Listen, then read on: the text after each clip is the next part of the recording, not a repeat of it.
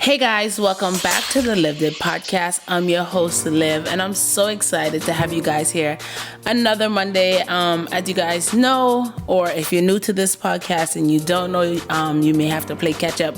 But we skipped last week Monday because I just had to take a break from everything and kind of gather my thoughts, and I wanted to get something a little bit more meaningful with everything that's going on. For those of you who live under a rock and are lost, a few weeks ago, a man by the name of George Floyd, an unarmed black man, was pretty much murdered in police custody. One of the police officers literally kneed on his neck as a form of holding him in restraints, while several other police officers literally sat there with their hands in their pockets while this man begged and pleaded for his life. He yelled that he couldn't breathe, he cried, he screamed, and he eventually died. And even thereafter he died, the cop still had his knee on his neck, which started a mass movement, a mass Black Lives Matter movement. And not only in the city, but in the country, in the world, like everybody's pretty much joining in and protesting that Black Lives Matter. And I decided to skip last week, Monday, because with everything that was going on, I just couldn't gather my thoughts and get myself even together to say,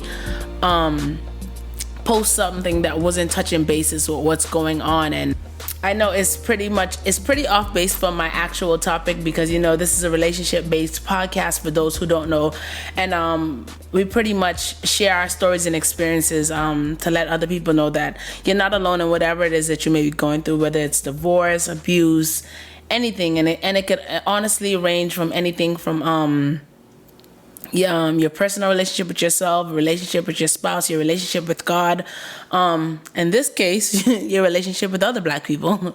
But I just really wanted to bring this episode to let you guys know what's going on and just how I felt about it. And when I viewed the video of Mr. Floyd being killed, I couldn't even watch it all in one sitting. It was like I kind of pieced it, because like my heart literally broke to know that this is the world that we're still living in, even after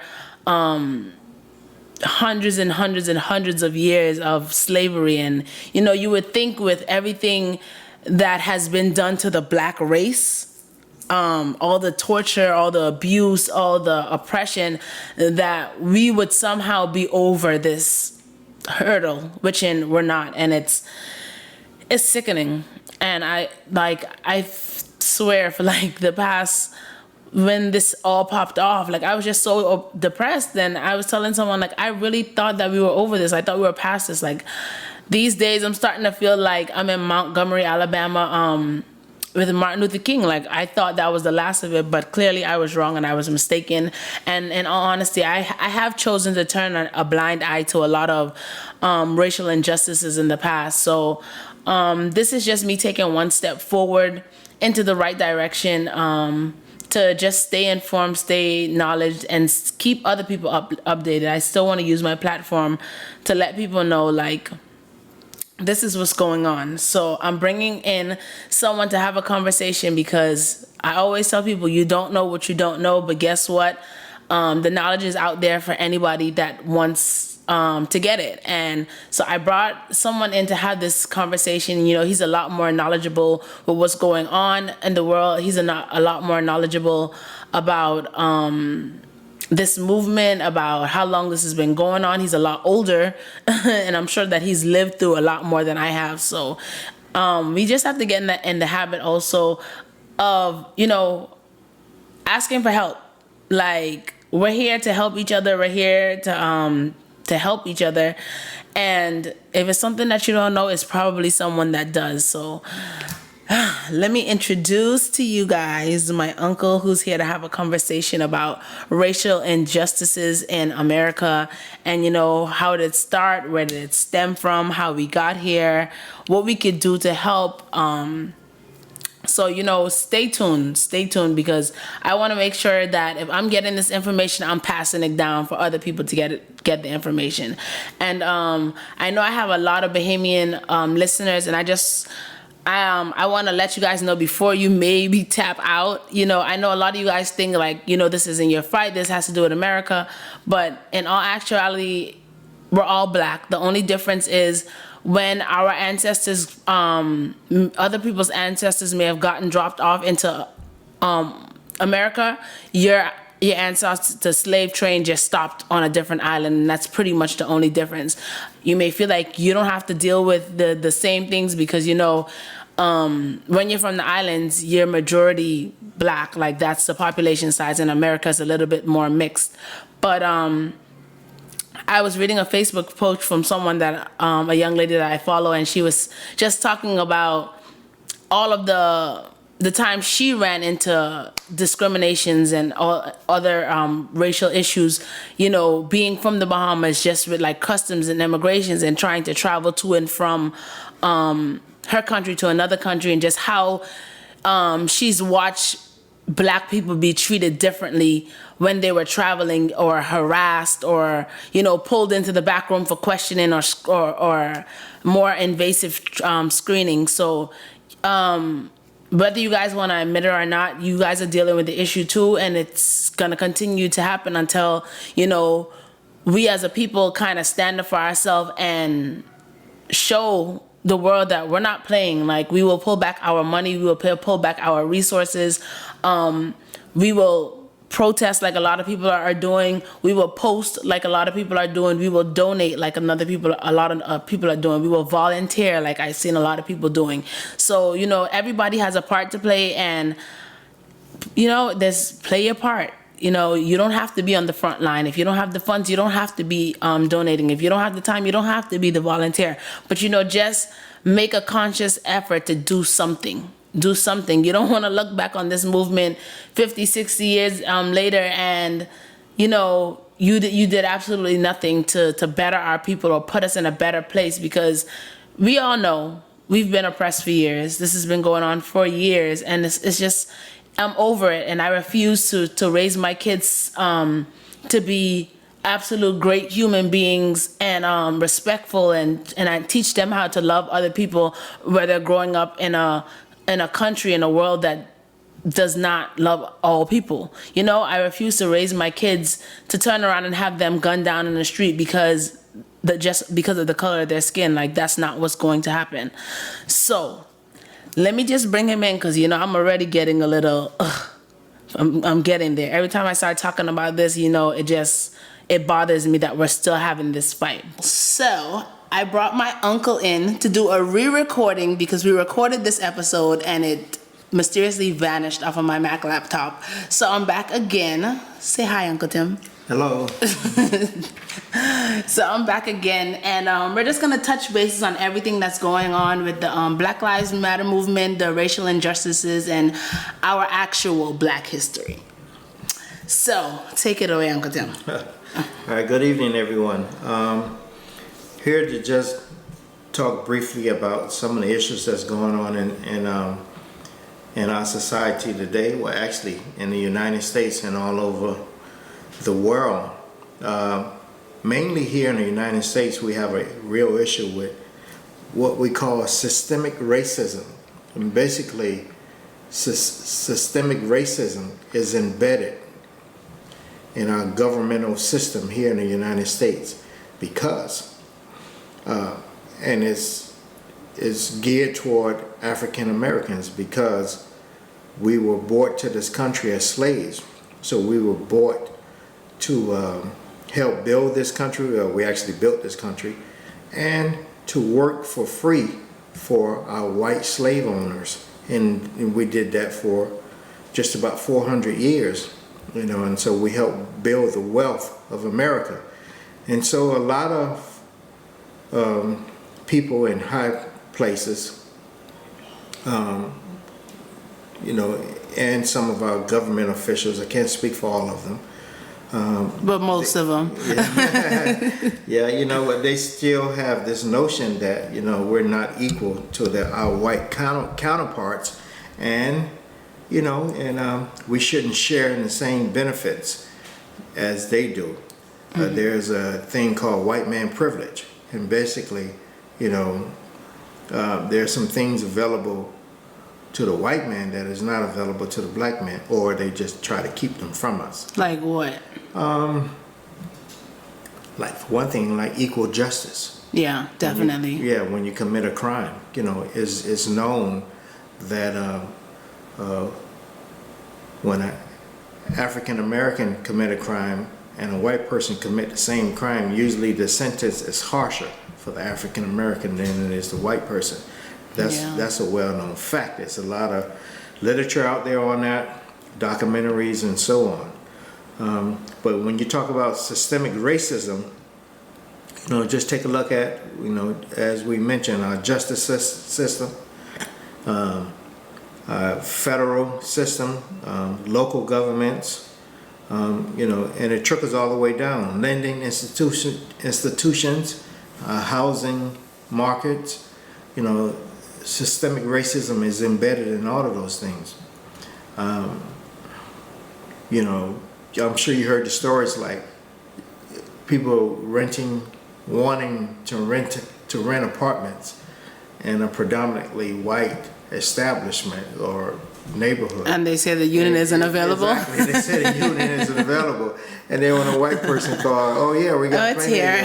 of units, you've heard that and seen that on television quite a few times. Yeah. So that's just and they make joke of that too. Exactly. But that's white people privilege right there. And systemic racism all in one.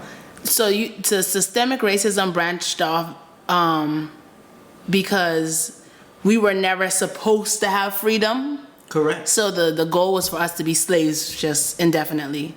Correct. Yeah, okay. That's why we were brought to this country, to be enslaved by white people. Forever. Yeah, forever. And if it wasn't for the Civil War, well, you have to go back and really do some research on the Civil War. Was that about racism though? There's the North against the South. Most of the slaves was in the southern portions of the United States, and there were slaves in the northern portions also. However, to my knowledge, from my understanding and what I have read, one of the reasons why the Civil War happened is because of slavery. The North said that slavery was wrong, and the South said it's our way of life. Right.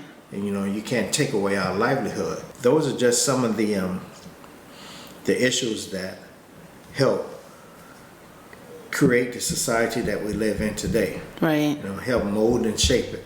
And we're still a part of those things that happened, hundreds and hundreds of years ago. It's still a part of the local and federal government system to this very day. A lot of the laws have been changed to give us some rights. To pacify us and shut us up. Yeah, exactly. However, some people still don't adhere to them. Right. Regardless what the law says. And then on top of that, a lot of those people aren't being punished because it's like, oh well, I understand why you feel that way. Yeah, correct. Exactly. Just think about it. When our kids go to the mall, we have to be extra careful, and tell them, don't run down the corridor of the mall. Because if you see two young black men running down the corridor of a mall, people automatically think they're stealing something. They're stealing something, they've robbed somebody. But if you see the white kids, they're just having fun. And they're just playing. Yeah, exactly. So those are things that we have to contend with as being black people in the United States. Yeah, some of the things. It's terrible, isn't it? It really is. Like I told you the last time, watching all of this, like I honestly thought that we were past this. Like I didn't think in 2020 at 27 we would be protesting, trying to get equal rights. I just honestly felt like all of this was, I feel like I'm in Montgomery, Alabama all over again. Exactly, right? Yeah. You would think that we wouldn't have to protest and fight for equal rights, that it would be just a given, Right. that everybody would be subject to having equality, Right. you know, in the United States. But it's not that way. It's not that way at all. You know, our education system is the same way. Look at the schools in the inner city. They're falling apart. They don't have, a lot of them don't have aftercare programs. They don't have decent books. The curriculum is different. The teachers aren't all that good. Exactly. You know, and then when they send white teachers or Hispanic teachers to an inner city school, they give them combat pay. They get paid more? They get paid extra. They get paid a pay called combat pay, because they're leaving their affluent white and Hispanic neighborhoods and they're coming to a poverty-stricken neighborhood to teach our kids, so they get an incentive for doing that. Oh, I did not know that. Yes. But then, what does that say for the teachers that are actually been teaching at these places? So just because they're in the neighborhood, they don't qualify for that? Well, they do, but I'm not sure exactly why they do it that way. It's sort of like with police in neighborhoods. Why most of the police in our neighborhoods are not African American? Why the majority of them are white and Hispanic?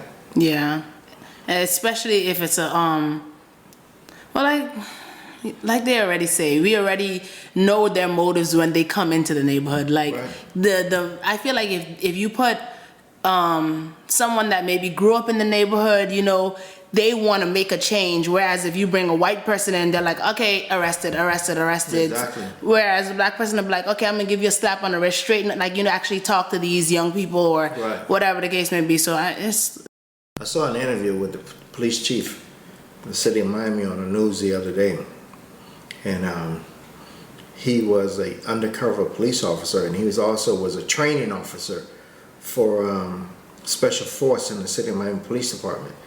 And someone brought up some of the old tapes of their training sessions, and some of the words that he was using in training were derogatory toward black people. And he was on television trying to explain why he was using that language. He said it was for training purposes only.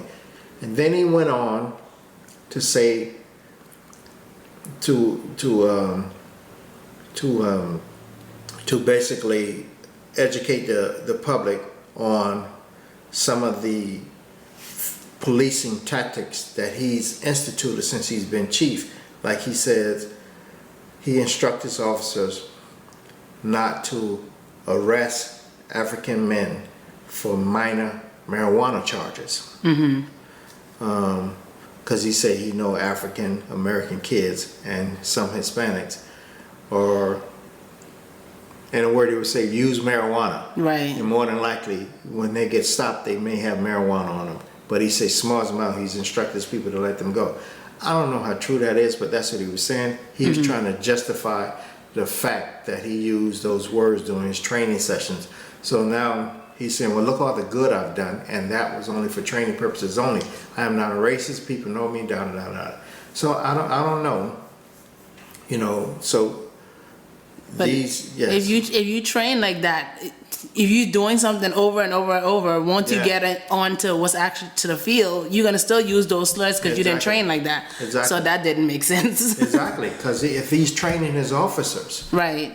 you know, to be that way, Right. you know, like I've heard Denzel Washington saying this is a comparison. He was saying all of those movies that he makes, sometimes those characters that he portrayed, it take him months or even a year to get rid of that character out of his head, you know. Afterwards. And he said, because he still find himself going back into the character that he was playing in the movies, yes. So these officers, if they go through this training and that's pounded in them, you know, use these derogatory words against African Americans, treat them this way, you know, when they go out in the field, it's going to spill over. Yeah. That's unfortunate. Yeah. I want to know. Okay, we all know the story. We were in Africa. We came here on the ship. We were slaves. Then we got our independence. Correct. Quote. What were we as black people before we were slaves? Because like in the school system, that's pretty much what we're taught, which, and I feel like that kind of curves the kids' brain when you only tell them what they were in as far as like slavery goes. Like you wouldn't tell them, okay, well, you were in Africa, one of the richest countries, and you were kings and queens and this and that, and Egypt, and you build the pyramids, like all this stuff. You don't really teach black children that, but then you turn around and just tell them, okay, you were slaves, now you're not. Yeah, correct. Yeah, and over in Africa, Africa is one of the richest continents in the world with minerals, gold, silver, oil, and things like that. However, prior to the Atlantic slave trade, transport, when we were in Africa, Africa had kings.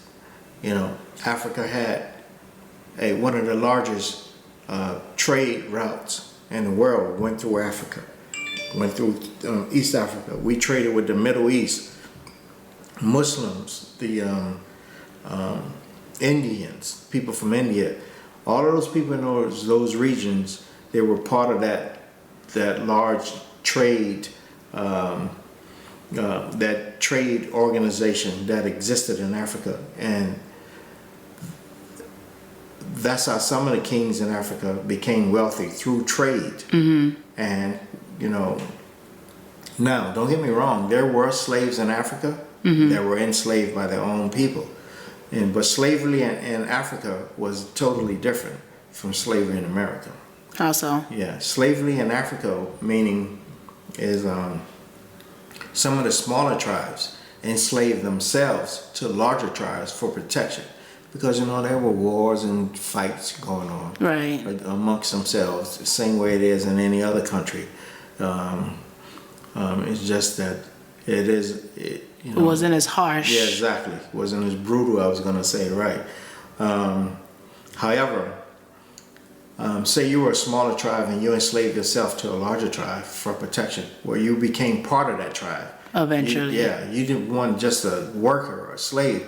You were able to marry within the tribe. You were able to build houses. You were able to open up a business, whatever it may have been back then. You were able to acquire cattle, land within that tribe. And then even eventually, there are stories about smaller tribes that were enslaved by larger tribes, that eventually the smaller tribe, someone in that smaller tribe became the king over the whole larger tribe. Yeah, so it was a total different term. Totally different, yes. Totally different than slavery in America. Slavery in America was only for one purpose, is to take a people and possess them and do as you will with them. Richard's just Bill. Yeah, we were the property of the people that owned us. They gave us what they wanted us to eat. They worked us as long as they wanted to work us for free with no pay.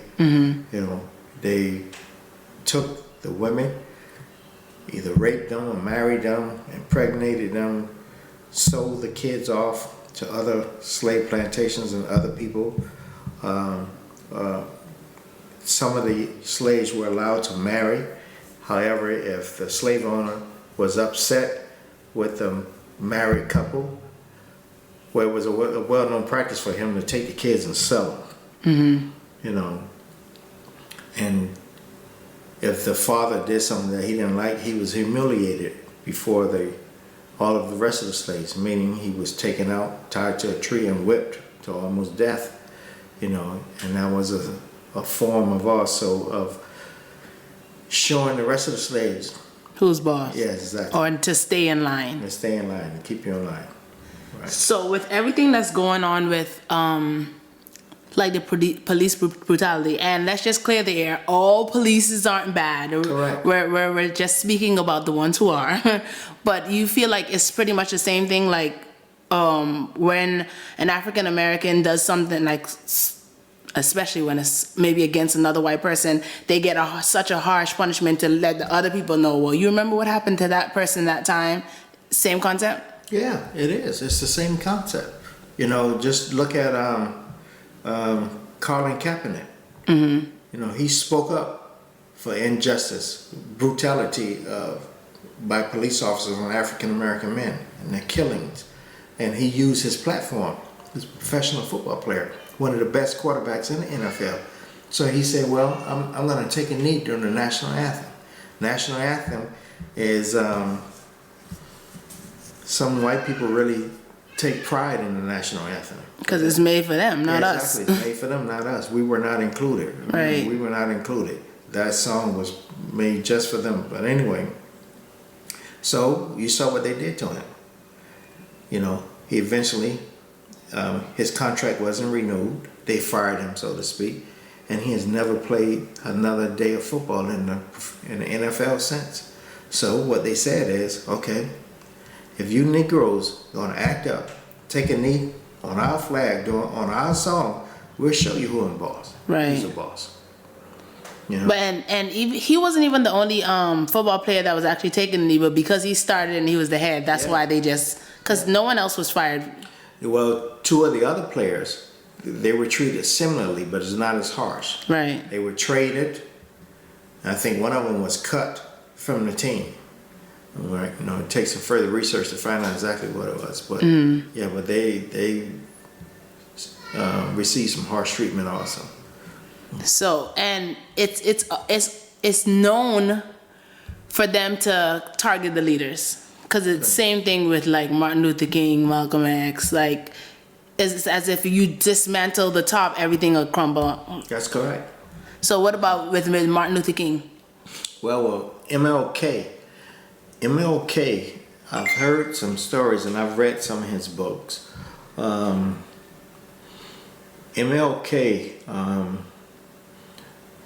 he was totally against protesting violently. Mm-hmm. He was about nonviolence all the way. And, you know, in history, he's the greatest civil rights leader that there was. He met with a lot of top officials. President of the United States at that time, I think it was Lyndon B. Johnson. And he was doing fine, you know, and they were allowing him to do what he was doing Until he tried to move the money. Exactly. I just actually listened to a documentary with that. Yeah. And so until he started talking about the money, right, redistributing the money, you know, sending with black-owned companies and keeping it in your actual neighborhood. Yeah, exactly. Like he was basically saying the same thing everybody's pretty much preaching right now, but it's just I literally just learned that, I want to say like maybe a week or two ago, and I was like, this is what everybody is currently talking about right now, like supporting black businesses. Like we as black people make and spend, I wouldn't say make, but spend the most money. Yeah. And I was saying, if he was saying that back then, if he was still alive, I feel like as a race, we would have been further along. Exactly. Right. You know, because that goes back to the lending institutions and, you know, the racism that's embedded in those institutions also. If you look at our communities and the communities abroad, we don't own very many businesses at all. Black people. Yeah, exactly. You know, they're mostly owned by whites, and in South Florida, Hispanics and other ethnic groups, you know, whoever they may be. And there's a reason for that. It's not that we can't do it, but there's a reason for that. You know, because that's another form of suppression. You have to keep those people suppressed, you know, and that way we can maintain control of them. You know, like I said last week on the recordings that we didn't come out, and that was a good recording. Yeah, you know, if you can control the amount of money a person can make or produce, basically you can control that person, meaning You can control the way they live, where they live, the schools they send their kids to, even the cars they drive. Right. You know, just look how hard it is for college kids these days to find a job, especially African American kids. Yeah. You know, if you don't have the inside information or someone in the inside helping you, chances are you won't get in these major corporations. But especially fresh out. Exactly. But because these corporations are ran by white people, their kids and their friends' kids and their relatives, you know, they all have access to it. Right. So when they go to college, they already have a job when they finish. Right. Yeah. I was listening to this lady speak, and she was talking about how she went to Yale, so to be a lawyer, and she was like, you know, of course it's not many black students in the classroom or whatever, right. But she was like, you know, she passed, she did everything. When it was time for her to graduate, she was like, her white counterparts were, I can't remember the exact months, but she said over a year ahead of her, just because of who their parents were, or just the different layout of how things was. Whereas, you know, she got the scholarship and everything, and she was able to just kind of sail through school and on a full ride through school, but she didn't have the family or what's the word I'm looking for? Yeah. It wasn't built up in a way for her to succeed. So yeah, exactly. Even though that she did better than them in school and everything, it was like she was still pretty much starting from scratch, right. Looking for a job, looking for somewhere to live, renting instead of buying. Yeah. Whereas the white kids, they were handed down property and all this stuff. Yeah, they have a support system. They have a better support system we do because of you know, white people privilege. Right. You know, when I remember, well, I'm not even gonna go there.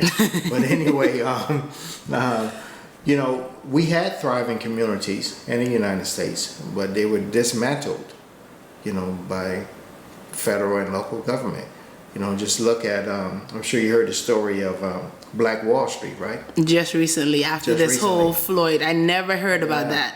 Thriving, hustling, bustling community of African Americans. Banks, stores, you name it, lawyer's office, you name it. It was all there. And this was way back in the 60s. Yeah, I think before the 60s. So anyway, something happened. They accused a black man of raping a white woman or something like that. Yeah, right? They said he was in an elevator. Yeah. Or I think he worked there. He was the mail carrier or something, and he got in the elevator with the white lady, and she basically screamed that she raped him. Yeah. And they were like, well, from the first to the third floor, he raped you. Yeah. So I guess the guy, his father was a doctor. He came down, you know, tried to the police station, trying to sort everything out. And they were basically like, well, he did it, this and that. And he was like, no. So, you know, as more of the people from the community came, it was I guess the white people felt offensive. Like, who are you guys to come down here and challenge us? Yeah. And they said, like, after that, they came in with missiles and bombs and just started slaughtering people. They killed over 100 and something people and burnt the whole town down. Literally leveled. Leveled it. Yeah, I seen it. Federal government didn't do anything about it.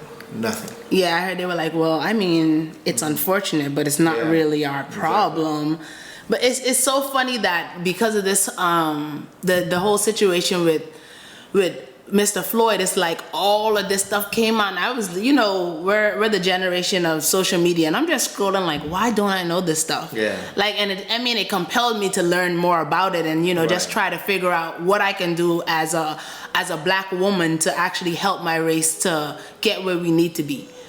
Great. Do you think we're gonna get there? Yeah, we'll get there with you know, people like you and with your mindset. Mm-hmm. You know, we have to educate them. You know, and if they don't want to listen, you got to find a way to get the message across to them. You know, because a lot of them think, well, that was back then. It doesn't bother me. However, we're still suffering from those things that happened back then. You know, I can give you another example that I witnessed as a child. I told you about Overtown last week. Well, there was a clip on the news the other day. I recorded it for you. I'm going to send it to you too. Overtown was another thriving black community. Doctors, lawyers, grocery stores, you name it, we had it. And we lived, that's where we moved at when we came from Jersey to Overtown. Well, one of the ways they destroyed the neighborhoods, they put I-95 right down the middle of it. They put this big, monstrous expressway. And a lot of the homes were tore down. There's a law in the books called Eminent Domain. What's that? What that means is that if we, the government, need to build a project and your house is in a way, we can offer you money for it, we can tear down your house to build our project. Whether you take the money or not. I think you have to take the money these days, You ain't got no choice. Yeah, because the lawyers will come and tell you don't have a choice. Yeah, you can't. Yeah. So after they built the 95 straight through, that's what they did. They tore down the houses and businesses and all that stuff. Yeah, and it created an issue in that neighborhood, because now you don't have a quiet, pristine neighborhood anymore. You got this big highway going down through there, all kind of traffic, trains and all that stuff. Yeah, noise. And then after the civil rights movement, a lot of people that had money started moving away from there.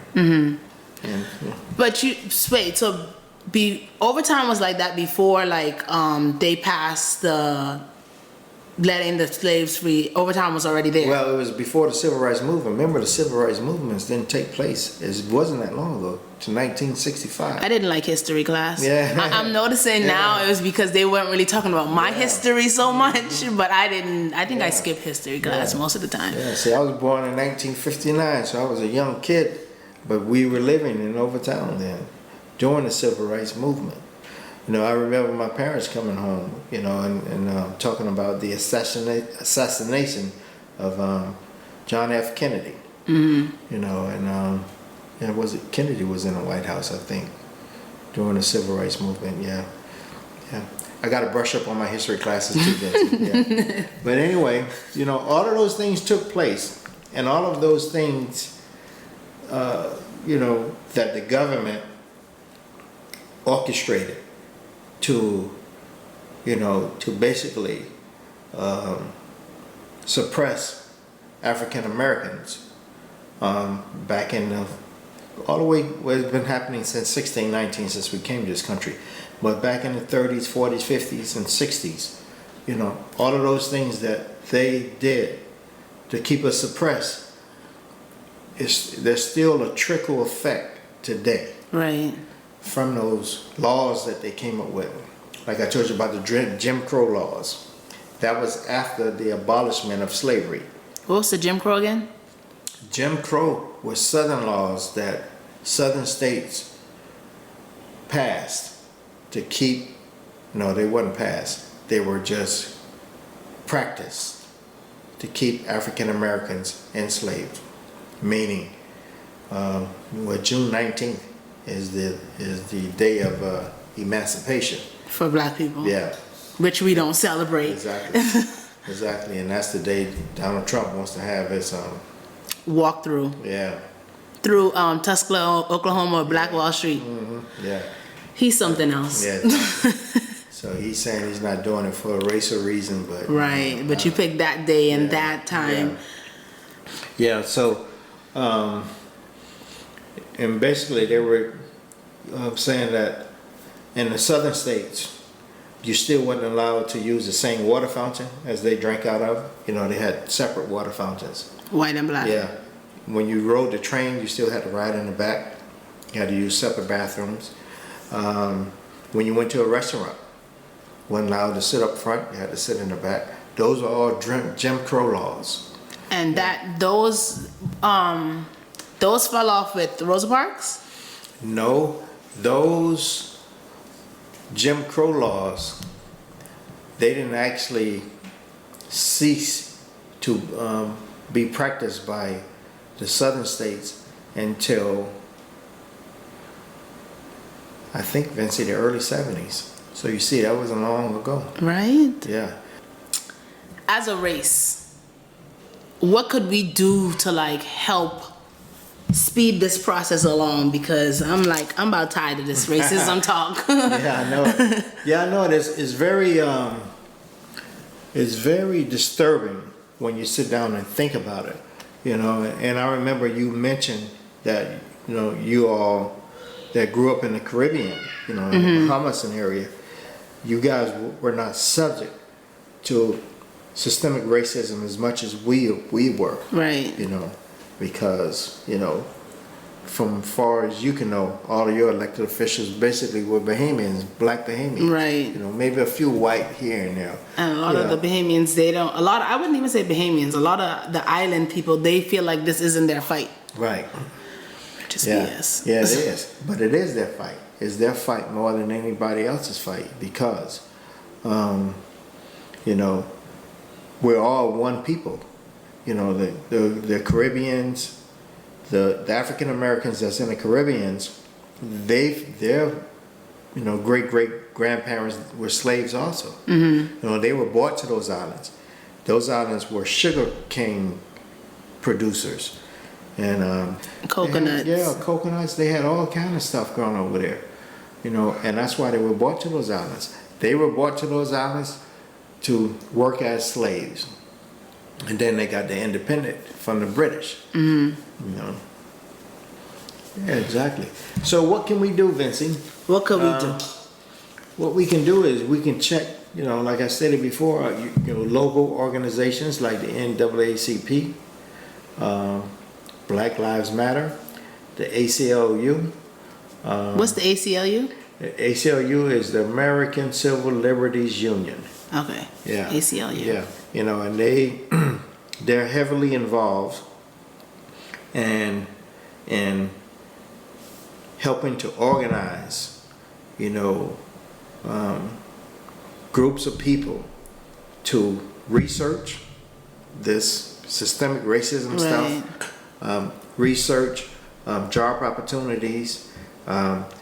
They petition local and federal government for equal rights and equality.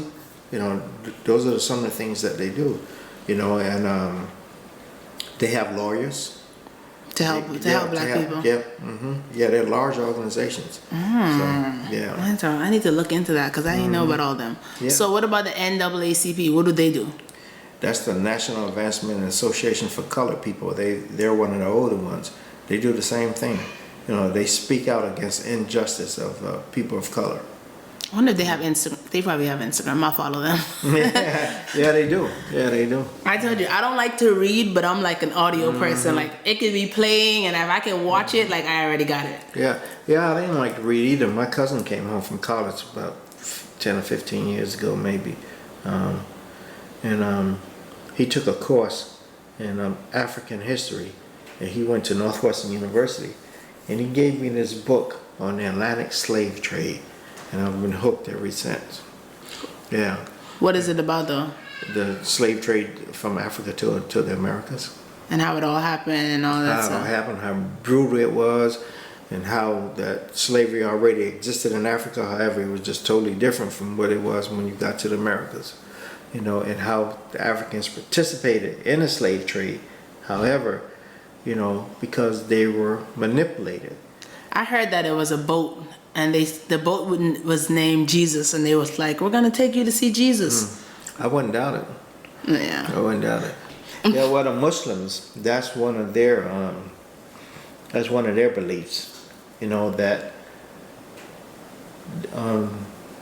they allowed the Europeans had Christians or priests on their boats with them. And, you know, they would send them into the tribes and say that they came in the name of the Lord, and then the next thing you know, they end up on a slave ship. Now, I do know that they did an analogy, the Muslims did, when doing one of their seminars, and it really brought something to my attention. They had an American flag on the podium and a rebel flag, you know, the racist Southern rebel flag. Yeah. And so the Muslims in the audience they went, oh, why you guys got that rebel flag up there? You need to move it. That's an insult to black people. So one of the speakers said, what injustice happened under the rebel flag that didn't happen under the American flag? Right. They're the same people. So it's just they're more outspoken about with their beliefs and all that stuff. Exactly, they're the same people. But you said that we should like join organizations or at least look into it. Right. What about of course spending with black owned businesses, but what businesses can we just avoid because they're not for us at all? Well, I've heard we should avoid Chinese businesses. No, Chinese do not like black people. Listen, I think that's why I used to love Chinese. Them little corner Chinese places, and it's like when you go in there, they roll in their eyes. They're talking to you like you're being a burden. I'm like, dang, I'm spending my money here. Forget it. Forget it. So I just stopped completely. Yeah, and then there are some other companies that they say you should avoid, but do your research. And so you can choose for yourself. Like Robert Kraft, the owner of the New England Patriots, they say you should avoid purchasing any products that his companies produce. That's the macaroni, the Kraft macaroni? Kraft macaroni. I think toothpaste, Colgate toothpaste is owned by him, and something else. It's eluding me now. But he's a very wealthy man. Has a lot of influence in the policies of the United States. And he's openly racist. Not openly, but yeah. If you listen to him long enough, you can tell. Yeah. Like your president. Exactly. Anytime a person get caught in a brothel with underage women and don't get arrested, don't have a trial. It's the money. Yeah, that's money. Yeah. If that was me, I'd still be in jail. Or Bill Cosby. Yeah, exactly. Or Bill Cosby. At any age. Yeah. Yeah, this guy didn't get arrested. His lawyer went to court for him. He didn't show up to court. He don't go to court. No, he's too big and powerful to go to. Me go to court? You got to be crazy. He got billions? Billions. I need to look into him. Mm-hmm. Robert Kraft. He's the owner of the New England Patriots. I was talking to one of my friends, and he was talking about Donald Trump, and he was, of course, as black people, we automatically bash Donald Trump because, in a nutshell, he's openly racist. And he was like, I'm glad Trump is president. So, anytime someone says something that everybody else isn't saying, it kind of catches my attention. So I'm like, well, what makes you say that? And he was like, every other president that we had before Donald Trump may have felt the same way, but they felt like they couldn't voice it. But he said with Donald Trump, he's putting it all out there. So he feels like this is speeding up the process on trying to get equality. Yeah, he may be right, because just think about it. Because of his racist remarks and some of the things that he do, is shedding a light on a lot of people, like you said earlier, that are not racist, right? But not against racism, right? So not racist, but they're not anti-racist either. So a lot of the black people, myself included, they're like, you got to pick a side. You can't. Not being racist is not enough in a time like this with everything that we're fighting. Either you're for us or you're against us. You're against us, exactly. Yeah, that's what I was telling you about my little police officer friend. I definitely didn't expect for him to say that. He didn't say the word, but I can see his lips, and I know what he meant when he said, "I wish they would." And we know what usually comes after that. Exactly. So when he's saying, "I wish they would," he was talking about black people. Right. That's what he was talking about. And until we take an iron fist stance against these people, we're gonna have this problem. He's talking about protesters. Right. He's not talking about looters and rioters, because they know who's doing the looting and rioting. It's the white people from these groups, most of them. Some black people are participating too. But what's the name of the group again? It's Antifa, or whatever they call them. Yeah. Antifa. Yeah. And those are the ones who are like going into the riots, and because most of the black people are just protesting peacefully, trying to get their point across, and then these people are coming in, stirring up confusion, marking all the graffiti and all that stuff, tearing the stores up, and then when you watch the news, it's like, oh, black people have been protesting, and this is what's going on. Exactly. That's why I stopped watching the news. Right, and they come from different states. They don't even like. They've been coming down. Yeah, they coming from Washington State, Nevada, and places like that, all the way to Missouri to participate in those riots. And then at night, they burn the stores and stuff, and then we get the blame for it. You know. My friend was telling me that when they were having the protest down in Liberty City, I guess they arrested a couple of people, and she was like, they arrested 30 to 40 people, and only 15 people that they arrested were residents. Yes, everybody else was from different states. Different states, exactly. See, that's what I'm talking about, right? That's crazy. It is, right? And it's just pretty much just ruining the movement completely. Correct. Yeah, certainly is. You said that you think that we're gonna get where we're trying to get, because we're already making some type of progress. Yeah, we are. But do you feel like this is progress, or is this like, okay, shut up, we gave you guys this.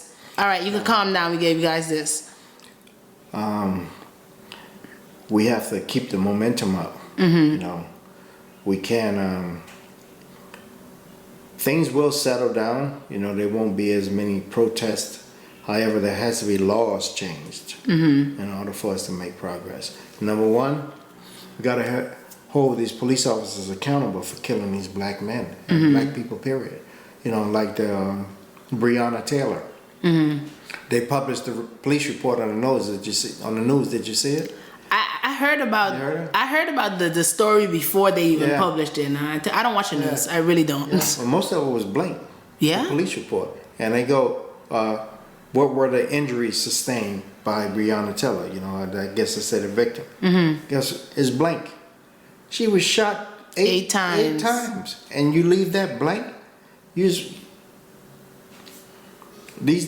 officers, the report the officers turned in and was accepted. Right. Where did that happen? That happened in, I don't remember now, Vinci. Because George Floyd was in Missouri. George Floyd was in Missouri. Breonna Taylor, if I'm not mistaken.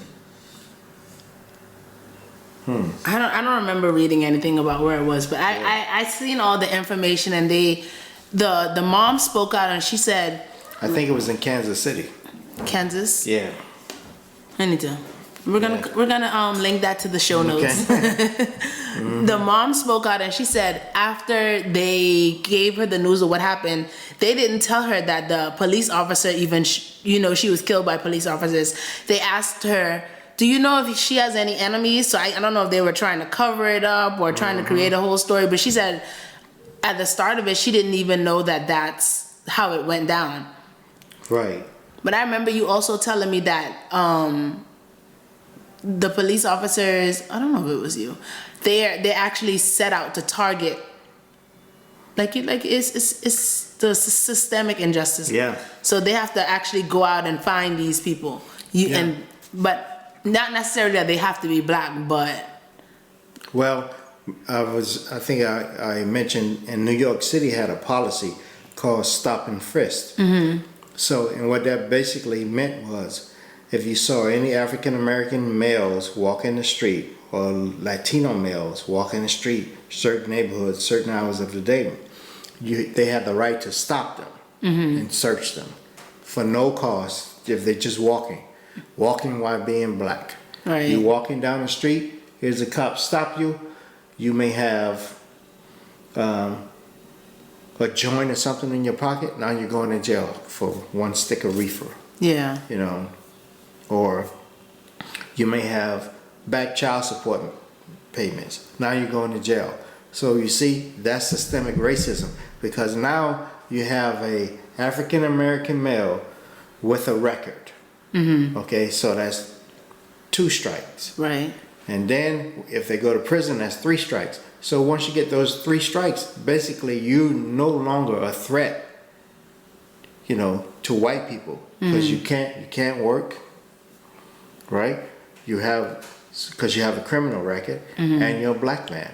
So that's a system. And now you still have to provide for yourself and your family. So now you have to get it by any means necessary. Exactly. So now you got to go out and hustle. And what do you do when you hustle? Most of the time, it may be sell drugs. Yeah, illegal, right? But white people have been selling drugs from the beginning. They don't want to bring all the drugs into this country. Yeah. We don't have planes. We don't have these big shipping cargo ships out on the water with all the drugs in it. It's the white people. We get the trickle down effects. However, we get arrested for trying to provide.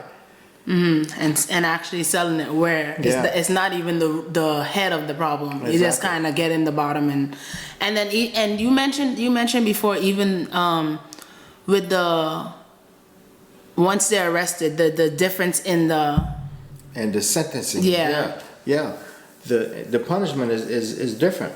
We get harsher punishments for misdemeanors, compared to what they do. There's an article. There's a Facebook post where this kid has one arrest. He's 15 years old, I think he is. No, 18. He has one misdemeanor arrest, and he's arrested for shoplifting or something like that. Same thing with a black kid. Same county, same judge. Same thing with a black kid. One misdemeanor as a teenager, and arrested for shoplifting as an 18-year-old.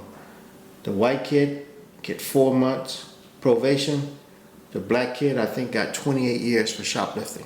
What? Yes. This is recently? Recently, yes. It was a Facebook post. Of course, you got to research that thing and make sure it's true if it's on Facebook. But I'm just going to show you, but things like that do happen. All the time. All the time. I can give you a story, and this is a true story. I got a traffic ticket. Celine and I had just got married. We was living in apartments over in Oak Grove. I got a traffic ticket, and I thought the cop was unfair for stopping me. And I don't know what it was for. So when I went to court, the judge said, "Okay, I'll give you community service, but you still have to pay all the fines. You just pay the ticket." But anyway, I did community service at a park called. It was a park over in North Miami Beach, and there was this white kid there doing community service also, and so. As days went on, I think I had to do like 4 weekends. As the weekends progressed. For a ticket. Traffic ticket, yeah. So many hours. Yeah. But I had to do them on a weekend because I was working. So as the time progressed, we started talking to each other. And I go, "So what do you do? How many tickets do you have?" He said, "Oh man, I don't have any tickets." So I said, "Well, why are you doing community service?" So, but this is after a couple of weekends. We've been talking to each other. He said, "Man, I had a couple of grams of coke." I said, "Well, how many hours you got for community service?" I think he said he had something like 1,000 hours or something like that. But just think about that. This guy got a couple of grams of coke. He got 1,000 hours of community service. And you got a ticket. Yeah, and I got a ticket. And I had 40 hours. Yeah, that I had to do. And let that have been a black person with coke. That was 15 to 25. My barber, that's why I brought this story up. My barber was a drug dealer. However, when he got caught, he didn't have any drugs on him, no large amounts of cash, no weapons. They gave him 21 years for conspiring to sell drugs. No drugs. This kid at the park got caught with the drugs, 2 kilos. My barber, no drugs, no money, no guns, no nothing. But 21 years for conspiracy. Just because someone said they bought it from him. Someone said he was a drug dealer. And whether it's a lie or not. Exactly. They don't have him on tape or anything. Now he's a community activist down in Miami Garden. Oh, he's out? Yeah, he's out. He served the whole 21? No. This before he became a barber. Now he's a barber, owned 2 barbershops. Speak at, he's a motivational speaker. He's spoke at our church before, at the Fountain. Yeah, exactly. And he served the whole 21 years? No, he served 11. He did 11. For conspiracy? Yeah, conspiracy. All right. Have you ever experienced racism? Yes. Share. 1970. What was it, Vincent? I think it was 1970. I remember you said you were like 13. Yeah, it had to be 75 or 72 or something like that. Maybe 1977. I don't know. Anyway, my Aunt Dot moved to Carroll City from Liberty City. She was the first one of 3 sisters to move north. And she had a pool at her house. The house she moved to had a pool. So one weekend I said, I'm going to catch the bus to Aunt Dot's house and I'm going to swim in that pool. So I caught the bus. I got off from 27th Avenue and 171st Street. She lived on 171st Terrace. Where Winn-Dixie is now, there was a bus stop there. And when I got off the bus moved out of the way and I was looking north. And when I was looking north, all of a sudden someone hit me in the back with something. And when I turned around, I saw the car pass me and it was white kids in the car and they were waving a stick out of the window. They hit me with a stick and they said, "Nigga, go back to Liberty City."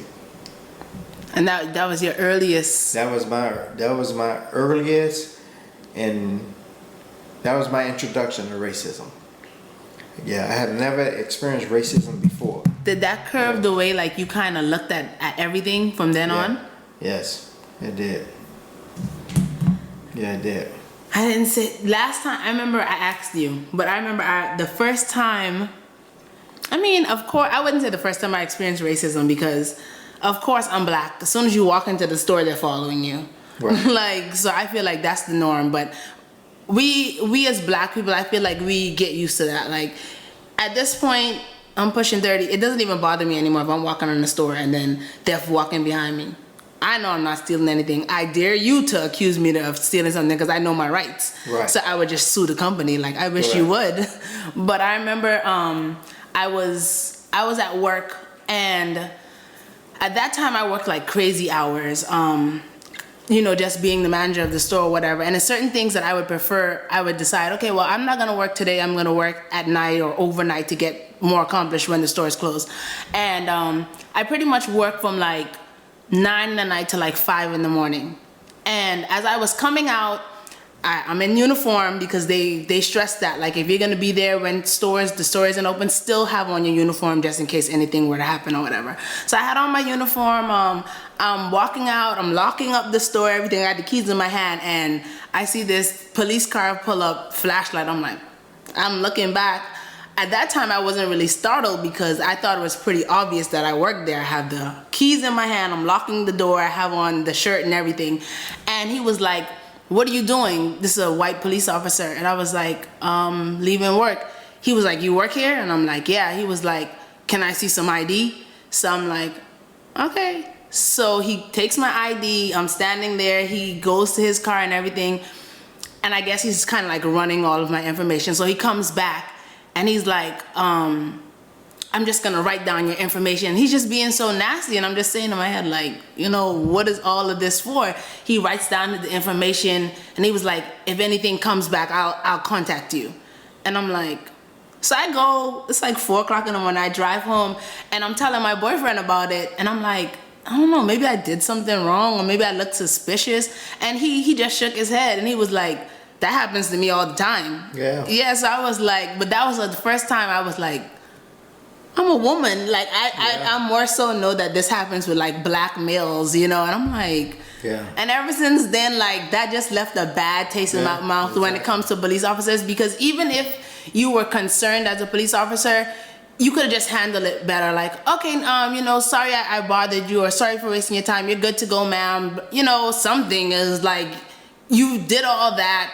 You found nothing, and then you came back with the attitude as if I did something wrong. Correct. And then telling me you're gonna contact me if you find anything. Yeah. Find what? Yeah, like if there's a report of something missing out of the store, I know you've did it, so I'm coming to get you tomorrow. Yeah, I just was like, yeah. That was mind blowing to me. But I think I can honestly say, like, I've turned a blind eye Yeah. a lot of times, because it's just certain things you don't want to see. Like if I know it's a movie coming out and it's racist, like Harriet Tubman, or I never went to watch the movie because I don't want to see, like, you know, black people being painted in that way, even though that's our history and everything. But it just was like, but like with everything going on and all this coming to the surface, like I'm just trying to be more intentional about knowing this stuff and actually being able to share it and know what I'm talking about at the same time. Because a lot of times people be talking about it and I'd be like, I don't know. I don't pay attention to those kind of things. Yeah, exactly. Yeah, Breonna Taylor was from Louisville, Kentucky. Oh, so it wasn't Kansas City? Yeah, they're right next to each other. I know it's one of them. Yeah. Well, guys, don't go spreading talking about you. She was from Kansas. You've seen that on the Live the podcast. Yeah, she was from Louisville, Kentucky. All right. I don't want people to think that all law enforcement officers, all local government leaders participate in systemic racism. In a way they do, because they're working for these organizations, and the system is already set, and the policies are embedded with racism. It's just hidden. Right. You know, it's just hidden. You know, and so as black people, that's what we have to contend with, and we have to have these laws changed and these institutions changed. And the best way to do it is to get involved in these local organizations that's going to petition the courts, the government, the federal government, you know, to change their policies. Right. You know, and get involved, get your children involved, you know, get involved in politics if that's what you know, if that's one of your desires. We need more African American politicians. Black people don't understand. I won't say black people. Most people like myself don't even understand politics. When they start talking, I'll be like, what? Yeah, I know it. Well, you know, I also heard a lady from Broward County on the radio the other day talking about that Broward County wants to go to a strong form of mayor, a strong mayor government. And what that means is that the mayor called the shots. He listened to his special interest groups that have all the money, and he adhered to what they want him to do, and then everybody else has to follow suit. That's like what Dade County is now. The mayor for Dade County I know personally. His name is Carlos Jimenez or Jimenez. Jimenez. Yeah, Jimenez, however you want to pronounce it. Yeah, that's right. He used to be the fire chief for the city of Miami. After he became the fire chief, after he retired as the fire chief for the city of Miami, he became the city manager for the city of Miami. So all department heads, I was a department head, I was in charge of the public works department. We met with him and his staff once a month to go over strategies on how to, you know, better maintain the city. And I know for a fact that he is a very strong-willed person, and if things don't go his way, he has very little understanding on why things shouldn't go his way. Meaning, is either his way or no way. So now he is the mayor of Dade County. He's the strong mayor of Dade County. And the commentator on the radio was saying, just look at his policies. Most of the black officials that were in high office, say your CIP director. CIP stands for capital improvement projects. What capital improvement projects are is that new roads, new streets, new sewers, new water lines, and things like that. Those are capital improvement projects. And for your neighborhood to thrive, you got to have good streets, you got to have good sidewalks, you got to have nice parks, you know, things like that. All of those things need to be in your community for your community to be a thriving community, and it has to be safe. Who wants to take their kids to a park where the weeds and dogs, use as a dog park. Right. You know, and there's no control. You know, so anyway, all of the people that held positions like that were African American, they're not there anymore. When they retired, he replaced them with Hispanics. Just look at the police chief. There will never be another black police chief in Dade County as long as you have a strong mayor. Because they want to bring their people in. Yeah, they're going to bring their people in to dance to their music and promote their people. So that's a law that they're trying to pass? In Broward County now. And she was saying to vote against it. Okay. What's the name of that law? Because I don't want that. That already sounds like something. It's called the Strong Mayor. You know, the last time I voted, like, you know, they always kind of say, get out there and vote. Da, da, da. But, you know, as millennials, all we know is who to or who not to vote for president. So the last time I voted, I was so confused. I was like, okay, I'm not voting for Trump. Let me just, but everybody else who's on the ballot, I was like, I don't know. So I kind of picked like, okay, this sounds like a nice name. This person sounds a little bit black. And then as things kind of trickled down, I was like, oh, dang it. Yeah. I shouldn't have voted for that lady. Exactly.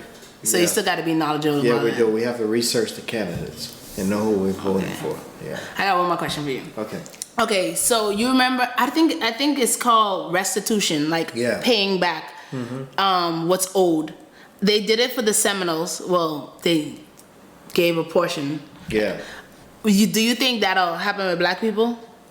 Well, there's a push now to do it. It's gonna take some doing. You don't sound. Yeah. I mean, that's a big number. That's a huge number. You know, if reparations for every African American in the United States, and that would be trillions, right? Trillions and trillions of dollars. It's possible. It's possible, but it needs to be more than just that. Right.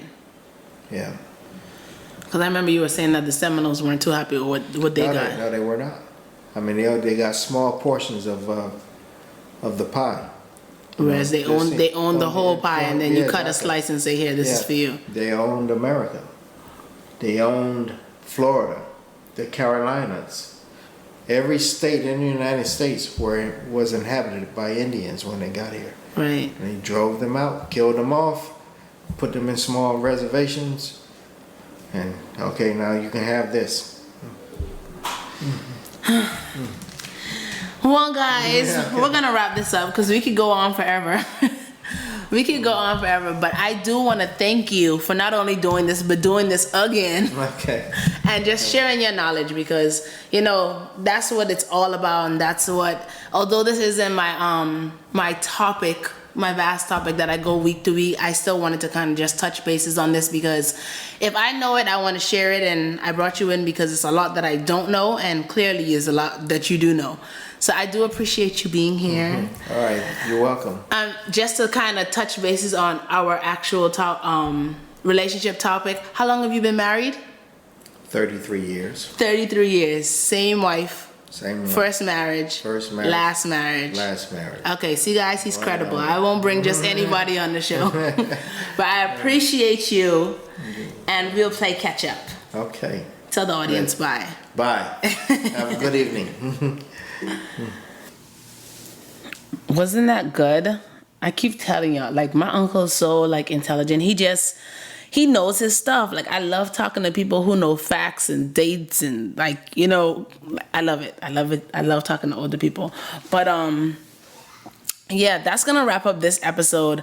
I hope you guys caught all the gems that were being dropped in this episode. Like, I hope this episode compelled you guys to, like, do something. Like I said earlier, like, everybody doesn't have to be on the front line. Everybody doesn't have to be the one that donates the money or volunteers the time or calls these mayor's office and requests that these or demand that these bills and laws be changed, to include black people. But everybody just has a part to play. Another thing that I do want to add, y'all know I'm petty, but I gotta address this. Like, it's just a lot of people that are kind of taking their eyes off of the movement, and redirecting it to the looting and the vandalizing and all that stuff. Like, you know what? People are angry. People are upset. People are mad. People are frustrated. People feel like they aren't being heard, and it's unfortunate that some of these businesses are getting destroyed in the process, but you know what? Change is gonna come one way or another. And if you can't look past the vandalism and the looting, because you can't let one bad apple spoil the bunch when there are like millions of people that's literally protesting and just out there all around the world, all around these cities, countries, all around the world, Paris, Australia, Africa, like, everybody's joining this movement. And that means that, we're being heard, things are changing. It may not be drastically just yet, but if we keep pushing and, like my uncle said, keep the momentum, change is going to come. Just stay positive and stay empowered. I can't even stress that enough. Stay empowered. Keep up to date with what's going on. If you guys need some people if you guys are looking for some people to like follow that could keep you informed on what's going on, I know one of the people that he's one of my favorite, like on Instagram, is Rizza Islam. It's _ RIZZAISLAM.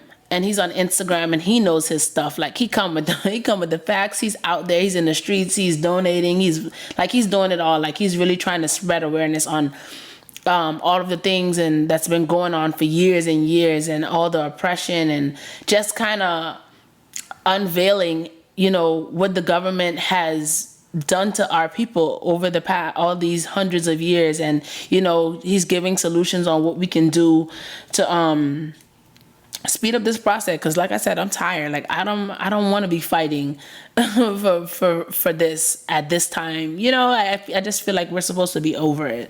Another person that I follow is Miss Pacchietti. That's MSPACKYETTI, and she just speaks out against racial injustices, and she's another one. She comes with her facts. She's out there. She's doing this for real. So just follow some people, stay updated on what's going on. Thank you guys for tuning in. If you've made it this far, because I know a lot of people aren't really interested in these kind of conversations, but this is the meaningful conversations that I want to make sure that we're making an effort to have, even if it's a little bit off topic. But yeah, just stay informed, stay updated, stay encouraged, keep the momentum. Like change is coming. Trust me, change is coming. The first shall be last, and the last shall be first, and the Bible says that. So we already know how God feels about His people. Okay. But reach out to me. Let me know if you enjoyed the episode. Leave a message. You can DM me. I'm on Instagram at Lived It Podcast. I'm on Facebook at Levincia Sawyer. DM me. You can write in the comments. Let me know what you thought about this episode. If you guys are trying to debate, guess what? Your girl got time. So I will be going back and forth. No, I'm kidding. I'm not. But let me know. I've also been thinking about releasing a episode. I want to get back. I want to get back on topic. But I've had the pleasure of interviewing some bomb people while all of this has been going on, and just their stories. Like, gosh, I love people with a testimony that could really like pull people out of the trenches, and let them know what they did and how they could avoid it. So I have some bomb people lined up. So if you guys are interested in that, maybe I could drop an episode at the end of the week or sometime through the week, just to kind of make up for last week. But last week your girl was going through some things, and I was like, this movement had me depressed. Like I was proud, like, that everybody's standing together, but just the fact that we're here yet again after hundreds and hundreds and hundreds of years of torture and like and we're back here again, still trying to fight for ourselves. But you know what? This time's a little bit different because we have the world standing with us. People of all races are standing with us, and those of you who aren't, we see what side you're on, and it is what it is, you know? So thank you guys for tuning in yet another Monday. I'm so happy to have this conversation with you guys, and let me know what you think, okay?